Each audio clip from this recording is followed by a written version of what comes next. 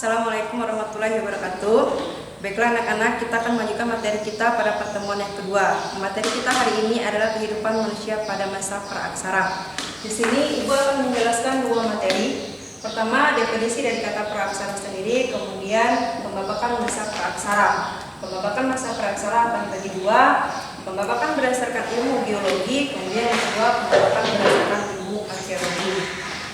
Kita mulai dari definisi kata praaksara. Mungkin pembahasan ini tidak asing buat kalian. Kenapa? Karena saat kalian masuk kelas 7 SMP, kalian sudah mempelajari materi ini, ya. Tapi kita akan mengulang kembali.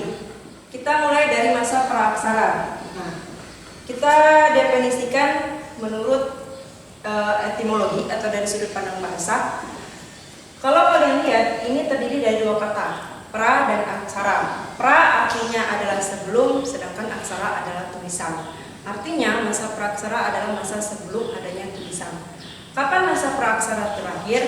Masa praaksara berakhir setelah ditemukannya tulisan di Indonesia atau di daerah-daerah lain. Untuk Indonesia sendiri, masa praaksara berakhir pada abad keempat setelah ditemukan tulisan di Kerajaan Kutai. Kemudian definisi kata praaksara kadang diganti dengan sebutan nirleka. Sebenarnya sama saja artinya. Nirleka juga memiliki arti yang sama. Nirleka berasal dari dua kata, nir dan leka. Nir artinya sebelum, sedangkan leka adalah tulisan. Jadi sama saja pengertiannya masa sebelum mengenal tulisan.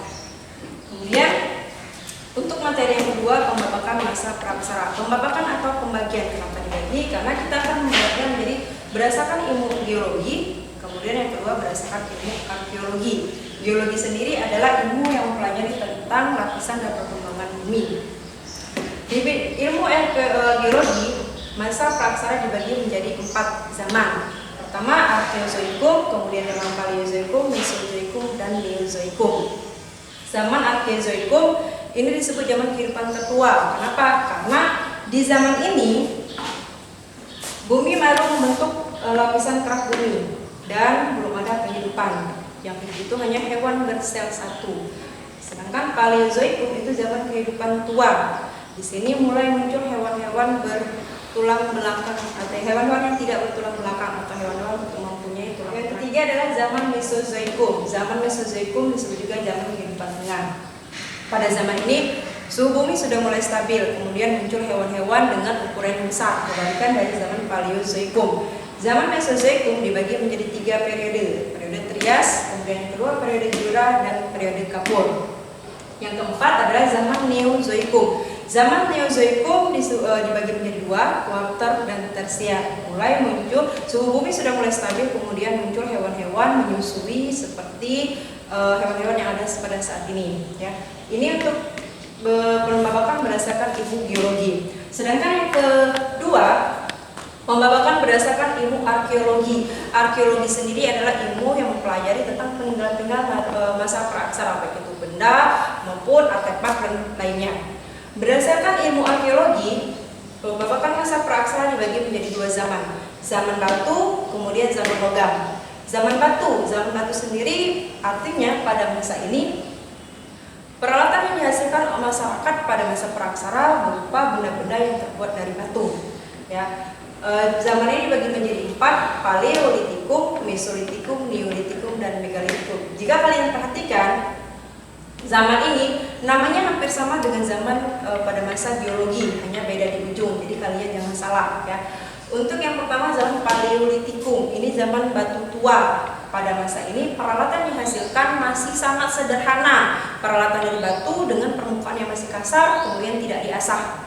Nah, untuk masyarakatnya sendiri pada masa ini mereka hidup dengan ciri-ciri pertama jelas nomaden. Nomaden kalian pasti tidak asing dengan istilah ini. Nomaden itu artinya berpindah-pindah. Apa yang berpindah? Yang berpindah adalah tempat tinggal mereka. Kenapa mereka berpindah? Alasannya karena mereka masih bergantung kepada alam. Misalnya contoh, saat ini mereka tinggal di sini. Ya. Untuk kurun waktu beberapa saat setelah makanan di sini habis, mereka akan mencari tempat baru. Itu namanya nomaden. Ya. Kemudian ciri lainnya jelas perkakas yang mereka gunakan masih sangat sederhana, contohnya kapak genggam, ya kapak biasa, kapak tapi bukan seperti kapak yang kalian lihat saat ini, hanya batu biasa yang tidak ada gagangnya, tidak diasah, tidak tajam, gunakan dengan cara genggam. Kemudian zaman Mesolitikum, zaman batu madya. Hampir sama sama dengan zaman Paleolitikum, tapi setingkat lebih maju. Kenapa? Karena masa ini peralatan mereka sudah sedikit lebih tajam, artinya sudah mulai diasah walaupun masih kasar permukaannya. Zaman yang ketiga, Neolitikum. Nah, terjadi perubahan. Kalau di zaman ini dua ini, mereka masih nomaden, berpindah-pindah tempat, kemudian bergantung kepada alam, artinya food gathering, berburu dan mengumpulkan makanan. Di zaman ini terjadi perubahan kebudayaan dari nomaden menjadi sedenter, artinya dari hidup berpindah-pindah menjadi menetap. Menetap di mana? Mereka sudah bisa membuat tempat tinggal, artinya rumah dalam artian rumah yang sederhana. Mereka membuat rumah panggung. Jika kalian lihat, terutama kita yang tinggal di daerah Sumatera Selatan, Palembang, kalian masih bisa menemui rumah-rumah panggung. Nah, rumah panggung yang ada saat ini itu sudah ada sejak masa praaksara.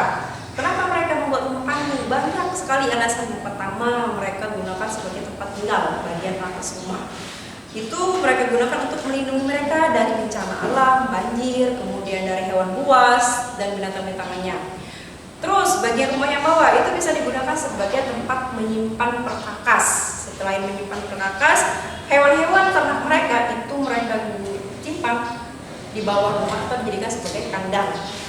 Terus dari food gathering berburu mereka menjadi food producing. Apa bedanya? Kalau food gathering itu berburu, sedangkan food producing itu mereka sudah mampu mengolah dan menghasilkan makanan sendiri dengan cara bercocok tanam tingkat sederhana. Artinya kenapa tingkat sederhana?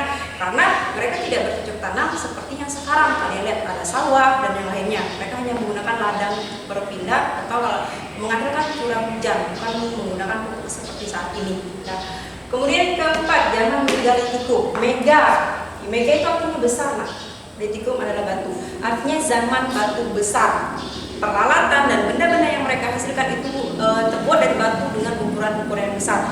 Ada kemajuan kebudayaannya. Di masa ini mereka sudah mengenal kepercayaan. Ingat ya, kepercayaan bukan agama seperti yang kita anut sekarang.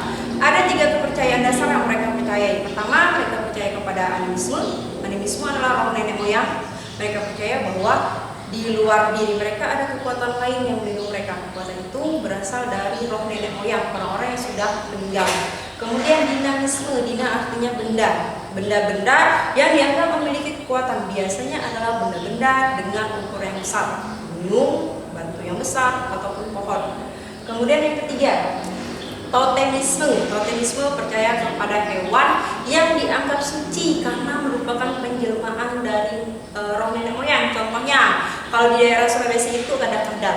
Kadal tidak diburu dan tidak dimakan karena dianggap sebagai penjelmaan dari nenek moyang. Ya.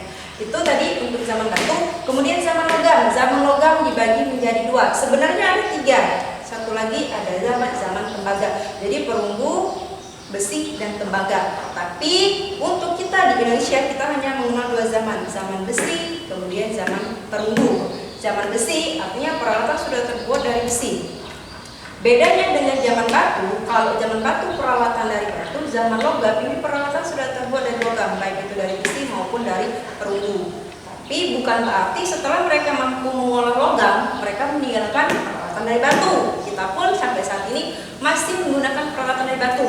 Contohnya, jika kalian ke dapur, ke rumah kalian, ibu yakin orang tua kalian, ibu atau mama kalian itu punya yang namanya ulekan, ya ulekan atau cobek, namanya beda-beda di setiap daerah. Itu salah satu peralatan yang sudah ada sejak masa praaksara yang fungsinya untuk menghaluskan dan sampai sekarang masih kita gunakan, walaupun sudah ada benda-benda yang lebih modern. Ya. Nah, zaman logam sendiri muncul nanti golongan undagi. Golongan undagi itu adalah orang-orang yang sudah mampu mengolah logam. Ya. Zaman besi ini mereka menghasilkan peralatan dari besi. Banyak peralatannya, baik itu arca maupun benda-benda lainnya. Kemudian zaman perunggu. Perunggu peralatan terbuat dari perunggu. Mereka menggunakan 2 teknik dalam mengolah perunggu. Pertama teknik revolve, kemudian teknik perdu. Benda yang mereka hasilkan contohnya negara, muko, kemudian kapak corok, arca perunggu, dan yang lainnya. Ini materi kita hari ini, Ibu rasa sampai di sini saja. Untuk materi selanjutnya kita akan bahas pada pertemuan berikutnya. Saja, Ibu. Assalamualaikum warahmatullahi wabarakatuh.